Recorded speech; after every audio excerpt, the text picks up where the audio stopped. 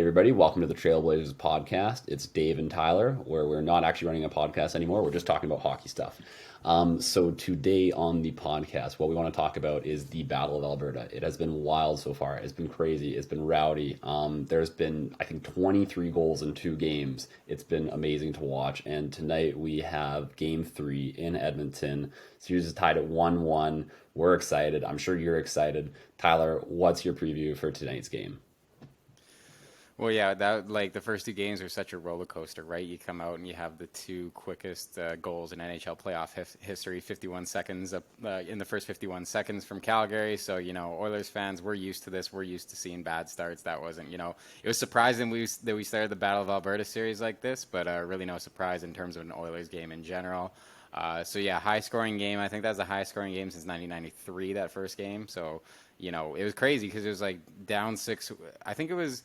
Yeah, 6-2 at one point and 5-1. Like the Oilers were back, they came all the way back, tied it up, and then Calgary ran away with it again. So wild game, high scoring, didn't make any of the goalies look good that were on the ice. So that was crazy. And then the game two, obviously again, yeah, Oilers come out, get scored on, and then kind of come back and win 5-3. So I mean, I think for game three, so both of those games were in Calgary. I think for game three. I'm predicting a Oilers win because it kind of looked like they got caught asleep at the wheel the start of the first 2 games. I think Mike Smith, he's a better goaltender kind of when his back is against the ropes, right? Like you can't just come out clean slate and expect him to play good. He needs like kind of something to prove or something like that. Everybody has like those weird goalies on their team when you're a kid. Like the goalie is always the weirdest player on your team, right? And they're just complete head cases sometimes. And you can tell Mike Smith is the absolute epitome of this. He's an absolute head case, right? So he's got to like come out, and I think he's going to absolutely shut the door tonight. Maybe he lets in a super soft one off the start, but I feel like Calgary's just getting that one.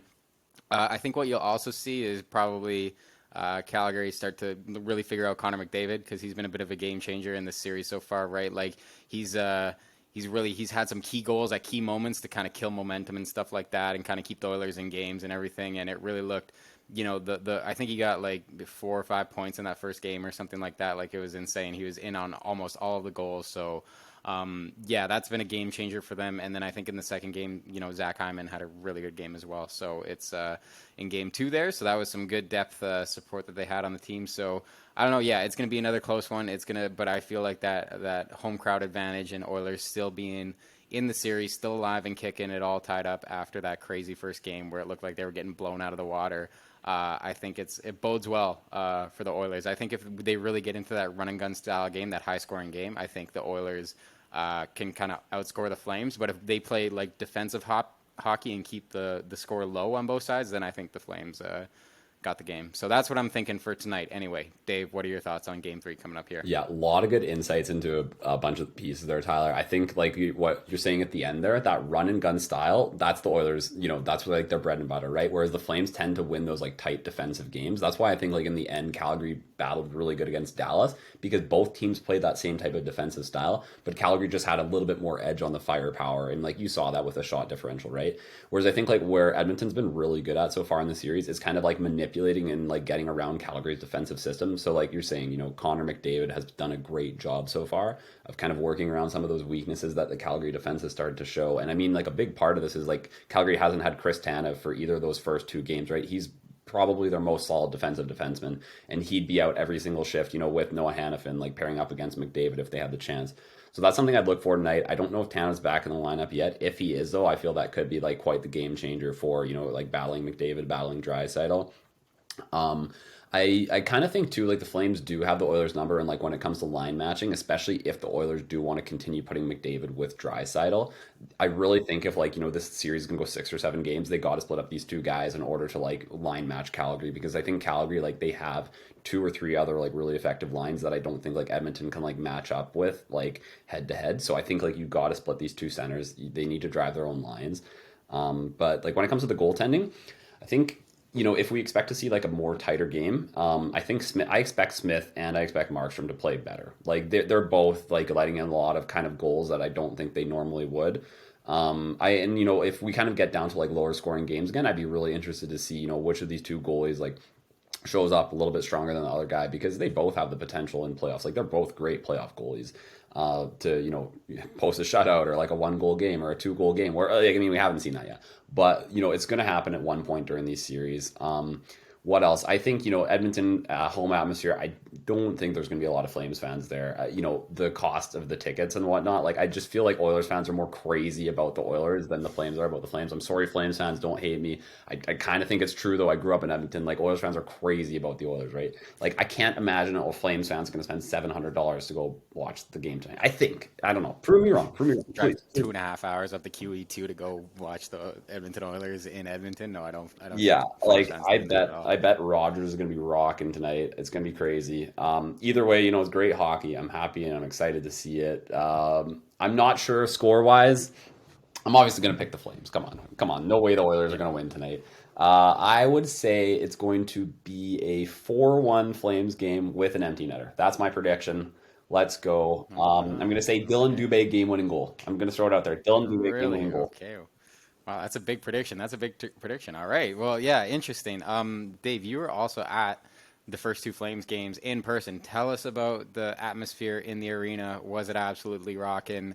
Did you get a beer off Brady Chuck or something like that? It looked like he had way too many for himself in Yeah. his back pockets there. So yeah, how was it in the arena? Dude, the vibe in the Calgary arena was wild. It was so much fun. Game like I mean, like imagine this: you're a Flames fan, and to start the series in the first minute, they score 2 goals right off the bat. Like the entire place was just rocking. And then like yeah, at one point it was like 5-1 and 6-2. Like the atmosphere was just crazy. I mean, to be honest, like a lot of us like when the Oilers like started coming back, you're kind of like but I'm happy they pulled it through. It was a great game though, and like I mean, if you're just like a fan of hockey, seeing that many goals in a game, 15 goals in a game is ridiculous. It's so much fun. Friday's game, obviously we all know, is a little bit tighter. 8:30 p.m. Mountain Time start time, a little bit weird. I think that's a tad late to be honest, but it was It's great. tough for me.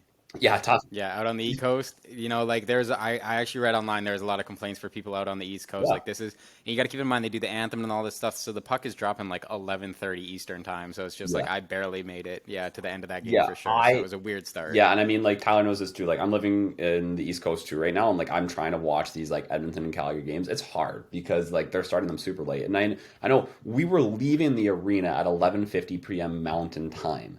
So if we're leaving the arena at 11:50 p.m. Mountain Time, imagine the guys like living out in Montreal, Toronto, and New York want to watch this game. 2 a.m. in the morning. Like, in order to like boost ratings, you got to kind of think like, guys, like please put this game like a little bit earlier. I know you want to split up the games, but we got to get more people watching hockey. There's a lot of people on the East Coast in North America. Like, come on, like let's make these games a little bit more accessible. 7:30 p.m. Mountain Time. Get the people their sleep. Like, let's Yep, be good about this. 100%. But yeah, the atmosphere is awesome. I'd recommend anybody if you have the chance go watch these games. Your bank account's gonna die, but like just go for it, buy the ticket. It'd be a great time. I was telling Tyler before we were on the recording, like he's like, oh, I'm thinking about coming back, $600 a ticket. It's like, or you can go to Paris for like the same price. So Yeah, you could like easily maybe get not. an I don't entire know. vacation. Yeah, yeah. So, Yeah. but yeah, I'm pretty excited so far. Tyler, anything else you're thinking about like we should like highlight for the game tonight, or what do you think? I would watch, yeah, as this game goes on, I would watch the physicality levels because I think that's going to be a huge factor. So, Edmonton really got absolutely bullied, just schoolyard bullied in that first game. All their play, they were taking tons of hits. Obviously, Flames have Lucic and everything like that, and there's a little bit more, and there's a little bit of animosity, but I think all in all, the Flames won the physical game in the first game 100%, a bit more evenly matched in the second, but I think that's going to be a huge factor in that team chemistry and that intimidation as the series goes forward. It's going to get a little bit meaner and a little bit more low scoring, I feel like, as it gets a little bit tighter. So that's what I'm thinking is going to happen. But all in all, it's going to be exciting hockey. Can't really wait for it. So, that's going to be yeah, it's going to be a good series. So hope you guys are enjoying it.